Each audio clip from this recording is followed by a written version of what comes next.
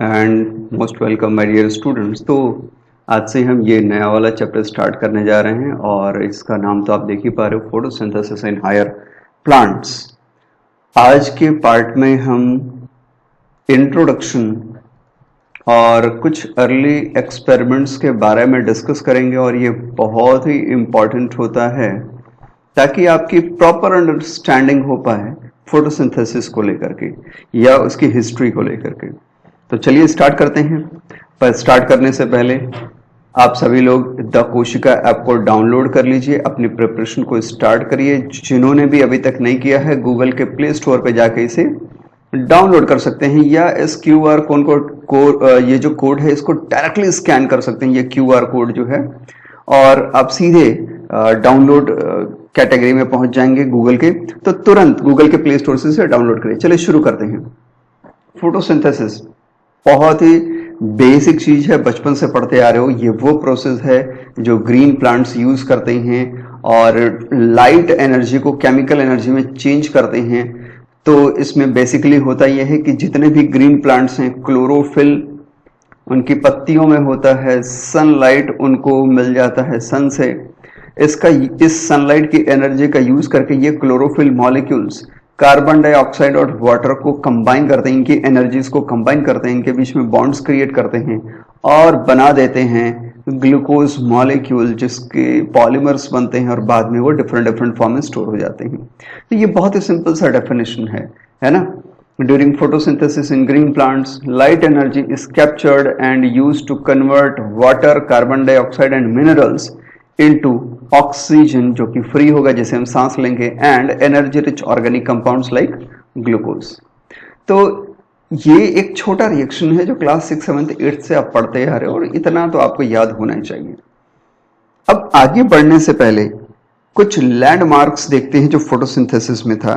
तो शुरुआत करते हैं आज से कई हजार साल पहले या कई सौ साल पहले, 320 बिफोर क्राइस्ट बीसी में एरिस्टोटल और थियोफ्रस्टस की बात करें। नाम लिख लीजिए, एरिस्टोटल, एंड इनके नाम तो आप लोगों ने सुने ही होंगे, बचपन से सुन रहे होंगे, एंड थियोफ्रस्टस। तो एरिस्टोटल और थियोफ्रस्टस थे जिन्होंने पहली बार प्लांट्स के लिए ये प्रपोज किया कि ये अपने ऑर्गेनिक और इनऑर्गेनिक कंपाउंड्स को सॉइल से एब्जॉर्ब करते हैं। तो ये वो लोग थे जिन्होंने ये प्रेडिक्ट किया कि सॉइल ही प्लांट्स की ग्रोथ के लिए inorganic as well as organic materials provide करते हैं। ठीक है, वेरी गुड। इसके बाद आते हैं स्टीफन हेल्स। स्टीफन हेल्स आते हैं 1727। अब आप कहेंगे सर बीच में कुछ हुआ ही नहीं था क्या? हुए थे, बहुत सारे एक्सपेरिमेंट्स हुए थे, पर जो मेजर इवेंट्स हैं हम उनको देख लेते हैं। सभी इवेंट्स देखेंगे तो हम तो बहुत देर लग जाएगा और वैसे भी ये लेक्चर आपके फिर काम का नहीं रह जाएगा। तो 1727 में आए थे स्टीफन हेल्स। इनका नाम भी आपने खूब सुना होगा। बहुत प्यारी सी बात समझाई थी इन्होंने कि ऐसा है कि सॉइल तो ठीक है जो पहले अभी तक समझा जा रहा है, पर यहाँ पर प्लांट के ग्रोथ में ना लाइट एंड एयर, इन्होंने दो चीज समझाया कि लाइट और एयर का बहुत बड़ा रोल है। कुछ छोटे मोटे एक्सपेरिमेंट्स भी किए थे प्लांट के न्यूट्रिशन और नरिशमेंट से लेकर के, इन्होंने छोटे छोटे कई एक्सपेरिमेंट्स किए थे। उसी के बेस पे इन्होंने ये प्रेडिक्ट किया और समझाया कि लाइट और एयर बहुत इंपॉर्टेंट है प्लांट के प्रॉपर नरिशमेंट के लिए। देन उसके बाद जोसेफ प्रिस्टली आते हैं और यहां से कहानी में थोड़ा और ज्यादा ट्विस्ट आता है और ये 1772 में आते हैं। ठीक है ना, जोसेफ प्रिस्टली। जोसेफ प्रिस्टली की जो कहानी है अभी हम पढ़ेंगे, ये सब डिटेल में भी 2-4 एक्सपेरिमेंट्स पढ़ेंगे क्योंकि वो बहुत इंपॉर्टेंट है और एनसीईआरटी में भी है। इन्होंने क्या बोलते हैं, कैंडल, इनका जो बहुत फेमस एक्सपेरिमेंट है वो आप जानते ही हो, कैंडल एक्सपेरिमेंट्स। ठीक है ना, याद रखना, कैंडल एक्सपेरिमेंट इन्होंने किया था, चूहे के साथ किया था, माउस के साथ किया था। ठीक है, इसको हम देखेंगे, इसका हम डिटेल देखेंगे। इसके बाद जो एक बहुत ही फेमस नाम आता है, लैंडमार्क की तरह इसे भी माना जाता है, वो है J.I. इंगेनहॉज है ना, यानी जैन इंगेनहॉज, नाम ही थोड़ा सा गड़बड़ है, इंगेनहॉज, इंगेनहॉज, ठीक है, कई लोग इंगेन और हॉज को अलग करते हैं, इंगेनहॉज। और इंगेनहॉज ने ये पहली बार दिखाया था कि किस तरह से ऑक्सीजन के बुलबुले है ना, वो जो बबल्स होते हैं, फ्री होते हैं जब लाइट मिलती है, सनलाइट के सामने से रख दिया जाए तो कैसे बबल्स निकलते हैं, और वो बाद में पता चला कि ये ऑक्सीजन है। बहुत बड़ा एक ब्रेक थ्रू इन्होंने भी प्रोड्यूस किया था। इसके बाद और भी बहुत सारे नाम आते हैं, बट इसके बाद लेवोइजियर की बात करें, 1783 में लेवोइजियर थे।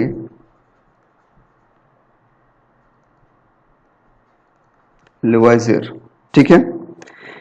सो लेवोइजियर identified the purifying principle produced by green plants in sunlight and oxygen।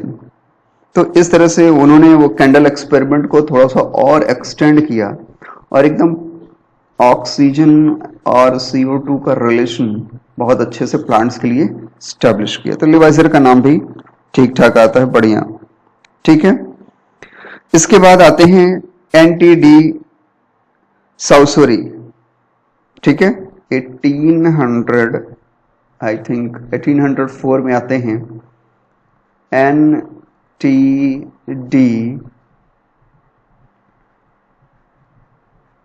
साउसोरी। और ये वो वैज्ञानिक थे जिन्होंने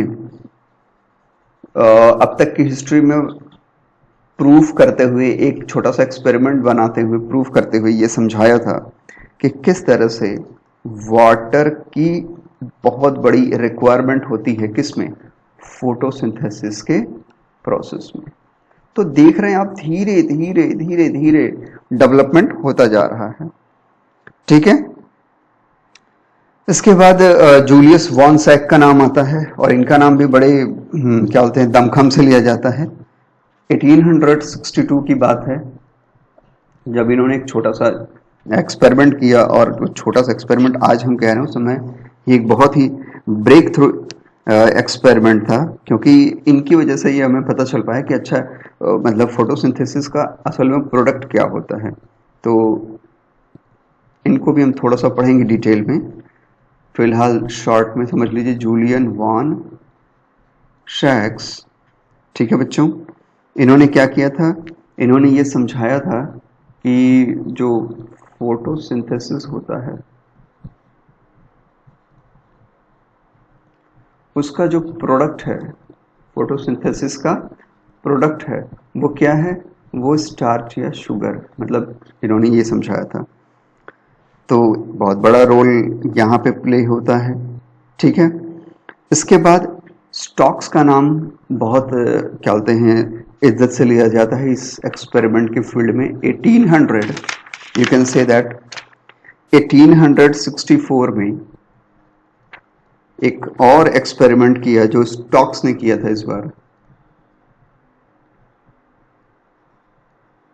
और इन्होंने पहली बार समझाया था कि किस तरह से पिगमेंट्स का बहुत बड़ा रोल होता है ना, role of pigments in photosynthesis. Note करते रहिए बेटा जल्दी जल्दी, है ना, क्योंकि हमारे पास बहुत टाइम नहीं है। इसके बाद TW एंगलमैन का भी रिएक्शन आता है, जो डिफरेंट एब्जॉर्प्शन स्पेक्ट्रा का यूज करके इन्होंने क्या किया कि क्लोरोफिल A और B के एब्जॉर्प्शन स्पेक्ट्रा का डिफरेंस समझाया। तो बहुत बड़ा ब्रेक थ्रू किया इन्होंने। इसके बाद 1905 में, इसके बाद 1905 में F ब्लैकमैन आते हैं, F ब्लैकमैन आते हैं, और F Blackman principle of limiting factors को देके जाते हैं, प्रिंसिपल ऑफ लिमिटिंग फैक्टर्स को प्रोवाइड करते हैं, लिमिटिंग फैक्टर्स को देते हैं। ठीक है ना। तो इसके बाद ऑटो वारबर्ग आते हैं जो वारबर्ग इफेक्ट को देते हैं 1920 में। और उसके बाद जो सबसे बड़ा ब्रेक थ्रू फोटोसिंथेसिस में अभी तक जो कहानी चल रही थी उसमें से जो सबसे बड़ा ब्रेक थ्रू आता है वो आता है 1930 के आसपास। तो इसके बारे में भी हम थोड़ी डिटेल में आगे पढ़ेंगे, चर्चा करेंगे। और इस समय जो साइंटिस्ट थे, साइंटिस्ट क्या थे, ये बहुत ही ब्रिलियंट स्टूडेंट थे, मतलब अपने ग्रेजुएशन के टाइम से ही इन्होंने बहुत सारे एक्सपेरिमेंट किए थे। और इनका नाम था सी बी वैन नील, सी बी वैन नील, ठीक है। तो यही वो व्यक्ति थे जिन्होंने ये समझाया था कि जो हमें ऑक्सीजन मिलता है, जो ऑक्सीजन प्लांट्स फ्री करते हैं, वो कौन सा ऑक्सीजन होता है, H2O का होता है या CO2 का होता है। अपने एक्सपेरिमेंट से उन्होंने प्रूव किया कि वाटर वाला ऑक्सीजन फ्री होता है जिसको कि हम सांस लेते हैं। तो एक बहुत बड़ा ही ब्रेक थ्रू इन्होंने प्रोवाइड किया था। इसके बाद इमर्सन आते हैं, अर्नोल्ड आते हैं, और आपको पता है कि इमर्सन इफेक्ट आप पढ़ते हैं। फिर रॉबिन हिल आते हैं, हिल रिएक्शन आप पढ़ते हो, है ना। हिल रिएक्शन में इलेक्ट्रॉन एक्सेप्टर की बात की गई है ना। रॉबिन हिल 1937 में आए। फिर 1941 में रूबेन एंड कैमन आए, ये बहुत इंपॉर्टेंट हो जाएगा एक तरह से। 1941 में रूबेन एंड कामेन आए, रूबेन एंड कामेन। इनके फुल नेम्स भी आप लिख सकते हो, जैसे रूबेन का पूरा नाम है सैमुअल रूबेन एंड कामेन का MD कामेन। तो 1941 में रूबेन और कामेन ने रेडियो लेबल्ड ऑक्सीजन्स का यूज किया, O18, है ना, इनका यूज किया, और ये कंफर्म किया कि जो वैन नील कह रहे हैं O2 निकलने की बात, वो जो कह रहे हैं वही सही है। यानी वाटर के ही स्प्लिटिंग से H2O ही जब ब्रेक होता है तो इसमें H ion plus 2 electron plus आपका क्या बोलते हैं आप 1/2 O2, है ना, यही ऑक्सीजन फ्री होता है। तो ये रूबेन और कॉमन ने वैन नील की बात जो उन्होंने एक्सपेरिमेंट की थी उसको और भी पुख्ता किया रेडियो लेवल्ड एक्टिविटी वाले ऑक्सीजन का यूज करके। तो बहुत बहुत बहुत इंपॉर्टेंट हो जाती हैं। इसी तरह से वैटले एंड एलन एंड एर्नॉन, है ना, 1954 की बात है। एर्नॉन, एलन, आप लोगों ने एलन नाम सुना होगा, मेडिकल के प्रिपरेशन करने वाले बच्चों ने एलन नाम की कोचिंग भी सुनी होगी, है ना। तो एलन के रेस्पेक्ट में, MB एलन इनका पूरा नाम था, उनके रेस्पेक्ट में इस कोचिंग का नाम शायद रख दिया गया हो, I don't know actually about that coaching. So एर्नॉन, एलन, और इसके अलावा वॉटले। तो इन लोगों ने अब की बार देखो, इसके पहले ऑक्सीजन के बारे में पता चल चुका था, इस बार कार्बन के पाथ को पता लगाना था कि ये CO2 का यूज कैसे हो रहा है, कहाँ हो रहा है। तो रेडियो लेबल्ड CO2 किया और फिक्सेशन के पाथवे को देखा कि साइक्लिक और नॉन साइक्लिक जो क्या बोलते हैं मेथड यूज होता है, क्या उसमें कहीं कार्बन है या कहीं और यूज हो रहा है। तो उन्होंने इस पाथवे का पता लगाया कि CO2 का फिक्सेशन हो कैसे रहा है। दूसरा, इन लोगों ने एक और बहुत काम अच्छा किया था, वो साइक्लिक एंड नॉन साइक्लिक जो लाइट रिएक्शन होती है बेटा, अभी हम पढ़ेंगे, ये सब आगे के लेक्चर्स में खूब डिटेल में होने वाला, बट ये है कि बहुत इंपॉर्टेंट है तो यहाँ तो जानना ही चाहिए आपको। तो लाइट रिएक्शन में जो cyclic and non cyclic pathway होता है उसके बारे में भी इन लोगों ने डिटेल स्टडी की और पता लगाया। इसके बाद एक क्रांतिकारी टाइम 94 में आता है। इस समय खूब सारे एक्सपेरिमेंट हो रहे होते हैं और आपको पता है कि इस समय M कैल्विन आते हैं अपने एक्सपेरिमेंट्स के साथ धमाका करते हुए, और फिर इन्होंने पूरी की पूरी हिस्ट्री चेंज कर दी और इन्होंने C3 साइकिल ही स्टैब्लिश कर दी। So it is Calvin in 1954 that establish the what C3 cycle. इसके लिए इनको नोबेल प्राइज भी मिला था।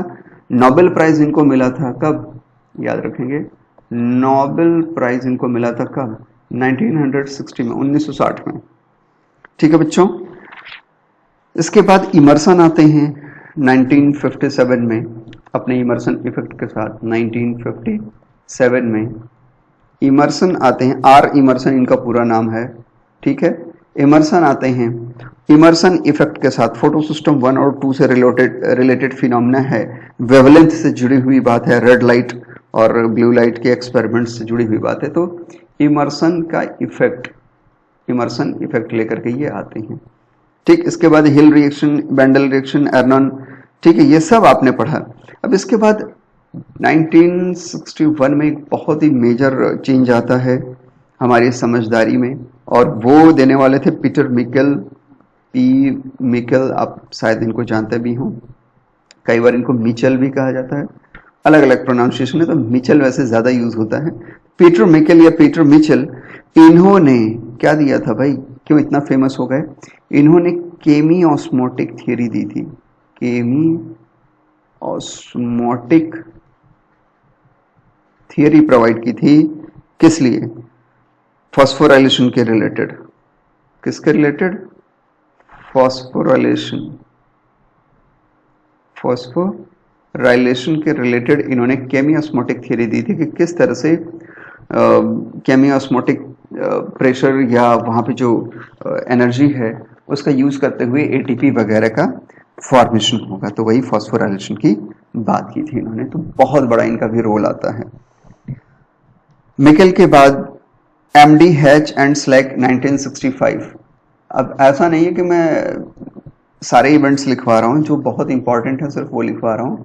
इसके अलावा बहुत इवेंट्स हैं बच्चों, मैं आपको पहले ही बता दे चुका हूँ कि बहुत सारे इवेंट्स हैं। अगर मैं सारा लिखवाने बैठूंगा तो शायद दिन कम पड़ जाए, बहुत इवेंट्स हुए आज तक। MD hatch and Roger slack. तो हैच एंड स्लैक ने एक और साइकिल प्रोवाइड की, जैसे केल्विन ने C3 साइकिल दी थी, इन्होंने हैच एंड स्लैक साइकिल दी थी, और नॉर्मली फिर उसे C4 साइकिल के नाम से जाना जाने लगा, है ना, क्योंकि हमने देखा कि ये जो साइकिल है ये C4 प्लांट्स में ही पाई जा रही है। तो मेरे ख्याल से आपको ये नोट कर लेना चाहिए, याद रहना चाहिए। इसके अलावा फोटो सिस्टम 1, फोटो सिस्टम 2 के बारे में भी कुछ लोगों ने बताया, जो 1993, 1996 बहुत मॉडर्न कॉन्सेप्ट्स आए। तो मेरे ख्याल से आपको ये सब समझ में आ गया होगा कि छोटे छोटे एक्सपेरिमेंट्स हमेशा से होते रहे हैं, और अगर ये ना हो तो कभी भी डिटेल स्टडीज कंप्लीट ना हो पाए। ये सब समझ में आ गया बच्चों। अब चलिए धीरे धीरे थोड़ी सी डिटेल स्टडी की ओर बढ़ते हैं और अपने जो कॉन्सेप्ट है उसको थोड़ा सा और एनहांस करते हैं। कुछ अर्ली एक्सपेरिमेंट्स की हम बात करेंगे। मैंने जैसा कि पहले ही कहा, जैसा कि वीडियो का टाइटल भी है, अर्ली एक्सपेरिमेंट्स, है ना। अर्ली एक्सपेरिमेंट्स बहुत इंपॉर्टेंट हैं, इनको समझना, जिसमें से सबसे फेमस और कह सकते हैं कि चेंज करने वाला, मतलब फोटोसिंथेसिस को सोचने के तरीके को चेंज करने वाला एक्सपेरिमेंट आया, वो एक्सपेरिमेंट था जोसेफ प्रिस्टले की। मैंने आपको बताया था, है ना। 1770 में ही इन्होंने एक छोटा सा एक्सपेरिमेंट किया चूहे के साथ। चूहे को जार में रखा और कैंडल जलाया, तो देखा कि थोड़ी देर के बाद ये चूहा मर जाता है, ठीक है। उसके बाद एक छोटा सा गमला रखा जिसमें ग्रीन प्लांट था, चूहे को उसमें रखा और फिर ऑब्जर्व किया, तो उन्होंने देखा कि चूहा अभी जिंदा है। जितने टाइम में जार ए में, यानी जो ऊपर वाला है, जार ए में चूहा मर जा रहा था, तो बी सी, मतलब ये सी और डी वाले जो नीचे वाले हैं, यहाँ पे अगर हम ऑब्जर्व करें तो उतनी देर में भी चूहा सरवाइव कर रहा है। इसको लेकर के इन्होंने सिंपल सा एक तरीका बताया कि देखो भाई, यहाँ पर क्या है कि किसी तरह से कुछ ऑक्सीजन की कमी हो जा रही है कैंडल के जलने से। ये एक बहुत बड़ी बात थी, बहुत अच्छे से समझाया इन्होंने, है ना। तो इन्होंने समझाया कि किस तरह से चूहा मर जाता है क्योंकि इसको ऑक्सीजन नहीं मिलता इस फ्लेम के जलने से, और फिर बाद में ये भी बुझ जाता, फ्लेम भी बुझ जाती है, यानी फ्लेम को जलने के लिए भी ऑक्सीजन चाहिए। जबकि दूसरे वाले में जब गमला रखा हुआ है तो देखा गया कि प्लांट यहाँ पे जो प्रेजेंट है वो भी ठीक ठाक है, और ये कैंडल भी अभी जल रहा है और चूहा भी जिंदा है। तो यहीं से आता है कि किस तरह से एयर पहले वाले में डैमेज हो जा रहा है और दूसरे वाले में बचा हुआ है, ठीक है ना। तो Priestley hypothesis as follows: plants restore to air whatever breathing animals and burning candles remove. Priestley ने सिंपली ये समझाया कि कैंडल जो जल रहा है वो और चूहा, जो कुछ भी एयर में छोड़ रहे हैं, ब्रीद आउट कर रहे हैं, या कैंडल से जो निकल रहा है बर्निंग है, वो प्लांट क्या कर रहा है, अपने पास ले रहा है, रीस्टोर कर रहा है, और किसी तरह से ये फिर से सरवाइव करते हैं। तो ये चीज थी, थोड़ी बहुत बूस्टअप मिली, सफोकेशन एक्सपेरिमेंट कहते हैं इसको। तो ये थोड़ी बहुत बूस्टअप मिली, और इसके बाद आने वाले टाइम में एक्सपेरिमेंट्स चेंज होने वाले थे, है ना। फिर इंगेनहॉज एक्सपेरिमेंट आता है इनके कुछ ही दिन के बाद, कुछ साल के बाद, और इसने तो एकदम से मतलब चेंज ही कर दिया, एकदम अच्छे से समझाया छोटे छोटे एक्सपेरिमेंट्स के माध्यम से। इंगेनहॉज, प्रिस्टली के बाद इंगेनहॉज आते हैं, और इंगेनहॉज ने थोड़ा सा मॉडिफाई किया प्रिस्टले के एक्सपेरिमेंट को। Jan Ingenhousz showed that sunlight is essential to the plant process that somehow purifies the air foul by burning candles और breathing animals। तो burning candle और breathing animal वाला एक्सपेरिमेंट तो आपको पता ही है, प्रिस्टले ने किया। लेकिन इंगेनहॉज ने एक और काम किया कि उस जार को जिसमें कि पौधा लगा हुआ था उसको उठा के सनलाइट में डाल दिया, और सनलाइट में डाल करके उसको चेक किया कि क्या ये काम कर रहा है या नहीं कर रहा है। देखिए, जब सनलाइट में रखा गया था तब ये कैंडल जल रहा था और पौधा भी ठीक ठाक था, यानी प्लांट्स को सनलाइट चाहिए ताकि वो जो बर्निंग एयर की वजह से इस एटमॉस्फेयर की एयर जो फाउल हो जा रही है उसको मेंटेन कर पाए। लेकिन यहाँ पे क्या था, डार्क में रखा गया, अंधेरे में रखा गया, और फिर देखा गया कि नहीं, इस टाइम में प्लांट्स तो जैसे दिख रहे थे हैं ही थोड़े बहुत, लेकिन ये जो कैंडल है जो जलाया गया था वो पूरी तरह से बुझ चुका है, अब वो क्या बोलते हैं, फ्लेमिंग नहीं कर रहा है।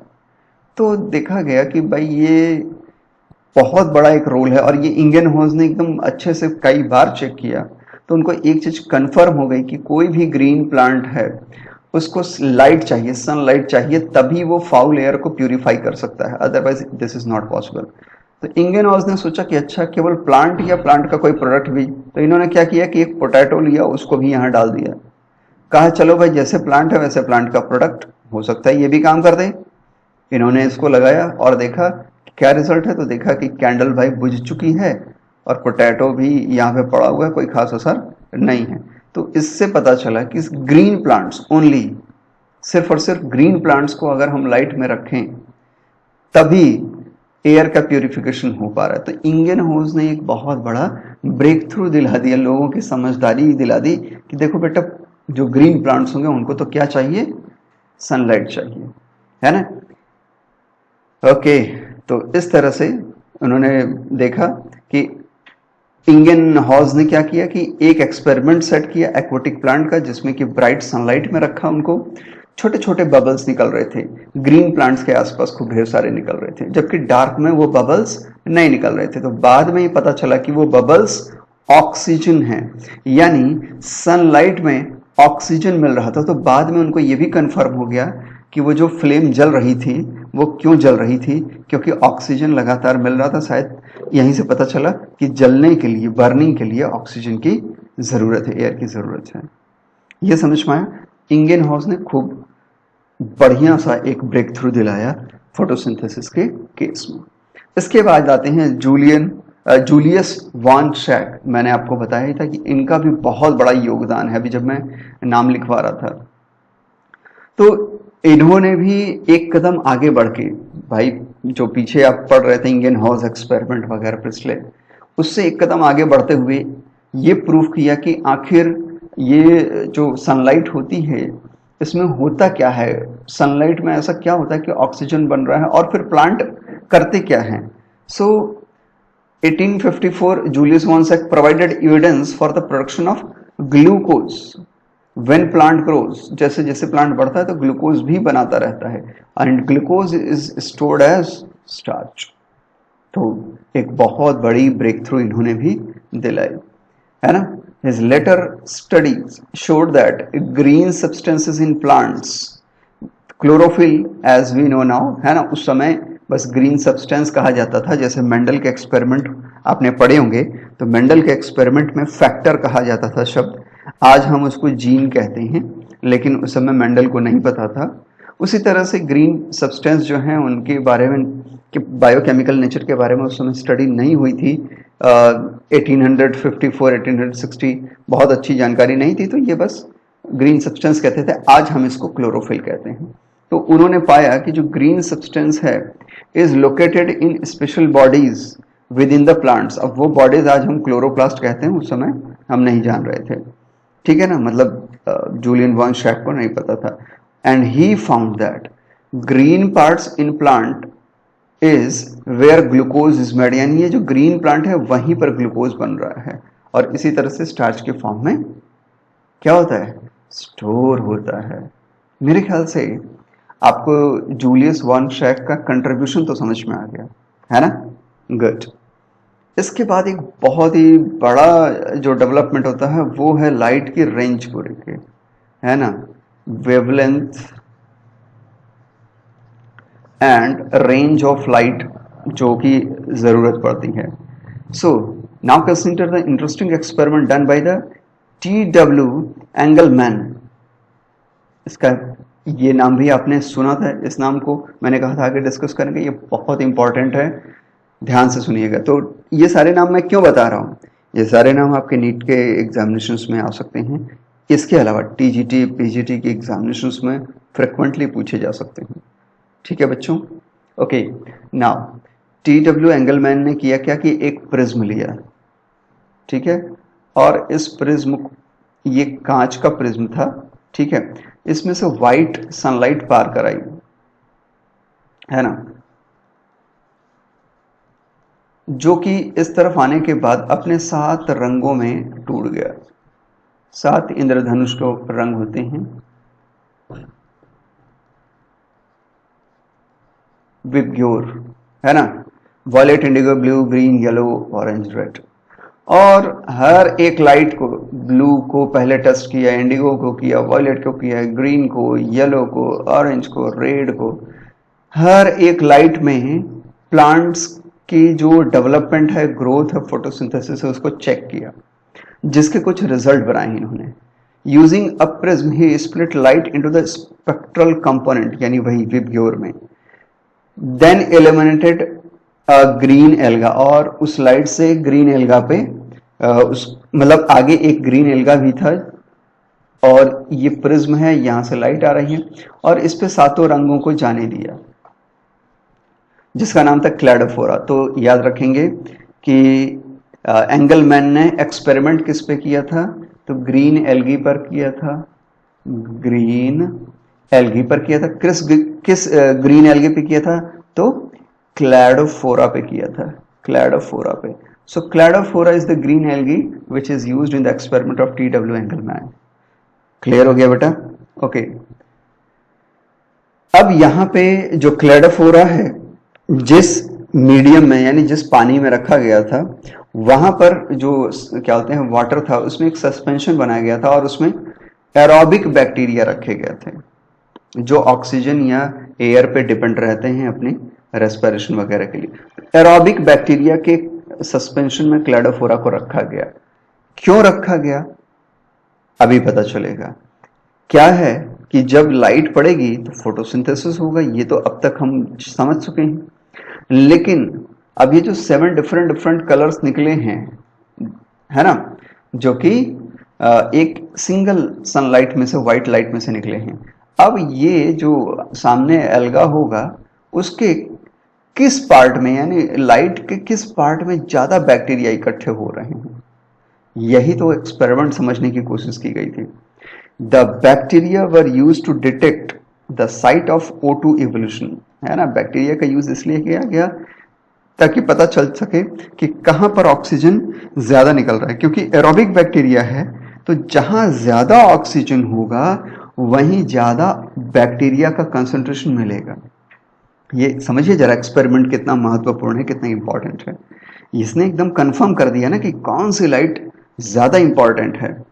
ही ऑब्जर्व दैट, मतलब Engelmann observe that the bacteria accumulated mainly in the region of blue and red light of the split spectrum. कमाल की बात है ना। ये रेंज है ब्लू का, और यहां से शुरू होता है रेड, और आप देख पा रहे हैं मैक्सिमम बैक्टीरिया का कंसंट्रेशन या तो ब्लू में है या तो रेड में है। यानी या तो ब्लू लाइट ऐसी लाइट है जो ज्यादा यूटिलाइज हो रही है या रेड लाइट हो रही है। आप देख रहे हैं ग्रीन वगैरह में तो कुछ है ही नहीं, एकदम जीरो के बराबर। यानी ब्लू और रेड लाइट चमत्कारी लाइट है जो व्हाइट सनलाइट के अंदर हमें सबसे ज्यादा चाहिए, वो ब्लू और रेड है। और अगर ये दोनों हैं तो समझ लीजिए कि बढ़िया ऑक्सीजन आपको मिल रही है। समझ में आ गया बेटा? अब ये तो धीरे धीरे स्टडी हुई तो पता चला कि ये क्लोरोफिल ए और बी के स्पेक्ट्रा हैं जहां पर कि ये अपना एब्सॉर्प्शन करते हैं। क्लियर हो गया बच्चों? ये एक्सपेरिमेंट अच्छे से समझ में आया है ना? चलिए आगे बढ़ते हैं। जहां दिक्कत होगी बताना। By the middle of 19th century की फीचर्स ऑफ प्लांट फोटोसिंथेसिस समझे जा चुके थे कि वहां पर लाइट एनर्जी यूज होती है कार्बोहाइड्रेट बनाने के लिए, साथ ही साथ CO2 और वाटर का कॉम्बिनेशन कराया जाता है। और उस समय तक जो फॉर्मूला बनाया जाता था वो ये था, CO2 प्लस H2O, सनलाइट का यूज हो रहा है, और CH2O प्लस ऑक्सीजन, यानी ऑक्सीजन फ्री हो रही है। और ये जो CH2O है इसी को पहले कार्बोहाइड्रेट समझते थे, यानी ग्लूकोज या 6 कार्बन शुगर कहते थे। तो पहले यही फॉर्मूला बनता था, ठीक है। बाद में ये फॉर्मूला मॉडिफाई होगा। आप लोग सोच रहे हैं अच्छा जैसा हम आज पढ़ रहे हैं वैसा नहीं, बिल्कुल वैसा नहीं है। ये कई बार प्यूरिफाई हुआ, कई बार ये रिएक्शंस बने, फाइनली आज वाले फॉर्मूले में जाके कन्वर्ट हुआ, ठीक है। अब इनकी शक्ल आप याद रखेंगे, बहुत ही इंपॉर्टेंट चेहरा है आपके पूरे एक्सपेरिमेंट में। इस पूरे एक्सपेरिमेंट में ये आदमी अपने 12th के बाद से, मतलब ग्रेजुएशन के ड्यूरेशन से ही बहुत इंपॉर्टेंट है। आप समझ अंदाजा लगाइए कि एक बच्चा 12th पास करता है, ग्रेजुएशन में जाता है, फर्स्ट सेकेंड ईयर पढ़ता है और फिर कोई बहुत बड़ा एक्सपेरिमेंट कर देता है एकदम साइंटिस्ट की तरह। तो इससे यही पता चलता है कि अगर आदमी पढ़ता रहे तो बिल्कुल एक्सपेरिमेंट्स कर सकता है। A milestone contribution to the understanding of photosynthesis was made by the microbiologist Cornelius van Niel, ठीक है। और इन्होंने ये समझाया, based on his studies on purple and green bacteria, demonstrate that the photosynthesis is essential a light dependent reaction in which hydrogen from suitable oxidizable compound reduces carbon dioxide to the carbohydrates। यानी hydrogen carbon dioxide को carbohydrate में reduce कर देगा, और इसके लिए sunlight चाहिए ही चाहिए। तो इन्होंने फिर से एक एक्सप्रेशन दिया कि 2H2A प्लस CO2, अब यहाँ पे होगी सन की लाइट, ये है 2A प्लस CH2O, इसी को कार्बोहाइड्रेट उस समय तक हम फॉर्मूले में लिखते थे, एंड H2O। तो ये फॉर्मूला आप देख रहे हैं थोड़ा सा मॉडिफाई हो गया पिछले सभी फॉर्मूले से, और इन्होंने एक बहुत बड़ा ब्रेक थ्रू दिलाया कि किस तरह से आखिर ये डेवलपमेंट हुआ होगा। अब ये जो H2A है, इनका कहने का मतलब था कि ये A की जगह कुछ भी हो सकता है, what ever is the compound, चाहे ये H2O हो या चाहे वो H2S हो, ठीक है ना। तो इन्होंने बस स्टडी किया, क्योंकि भाई इन्होंने इनकी स्टडी कहाँ पे थी, बैक्टीरिया पे थी, पर्पल और ग्रीन बैक्टीरिया पे थी। तो इन्होंने बहुत सारी स्टडीज की, इसलिए इन्होंने एक फॉर्मूला ये बनाया। नोट कर लो बेटा, नोट कर लिया। चलिए आगे बढ़ते हैं। इस तरह से बेटा इवोल्यूशन होता रहा। इन green plants H2O is the hydrogen donor, क्योंकि आपको पता है H2O एब्जॉर्ब होता है ना, and is oxidised to O2। भाई H2O था, इसमें से हाइड्रोजन निकल गया और ऑक्सीजन बच गया, तो हाइड्रोजन निकल जाना क्या होता है, ऑक्सीडाइज। तो ऑक्सीजन के रूप में ही ऑक्सीडाइज हो जाता है। Some organisms do not release O2 during the photosynthesis. When H2S is instead of hydrogen donor for purple and green sulfur bacteria, oxidation product is sulfur or sulfate depending on the organism and not O2। तो हमेशा oxygen नहीं release होता है। आपको पता है कुछ sulphur bacteria भी पाए जाते हैं इस पूरे ब्रह्मांड में। तो वो जो सल्फर बैक्टीरिया होते हैं, मैंने आपसे कहा ना कि वो H2S यूज करते हैं, वो H2O नहीं यूज करते। ये हाइड्रोजन तो ठीक है कि फूड बनाने में गया, लेकिन जो फ्री होता है वो S यानी सल्फर या सल्फेट, वो डिपेंड करता है कि कैसा रिएक्शन करने के बाद रिलीज कर रहे हैं। Hence he inferred that O2 evolved by green plants। अब यहाँ पे he कौन है, ठीक है, जो he लिख रहा है वो नील के बारे में लिख रहा है, ठीक है। that he inferred that the O2 evolved by the green plants came from the H2O।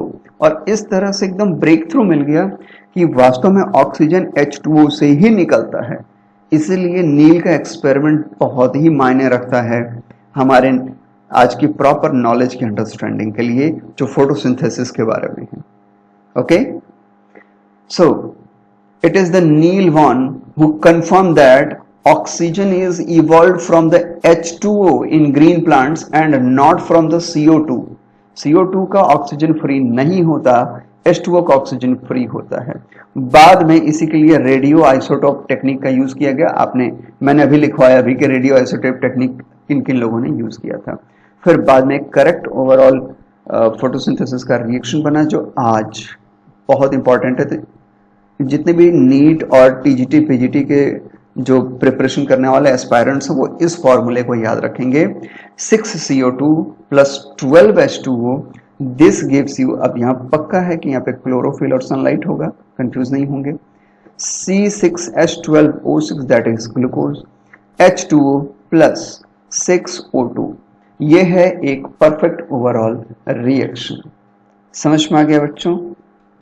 तो मेरे ख्याल से बहुत क्लियर हो गया होगा, ये मस्त होके पढ़िए। समझ में आया हो तो लेक्चर जरूर को शेयर करिए और लाइक जरूर करिए। God bless you. जय हिंद।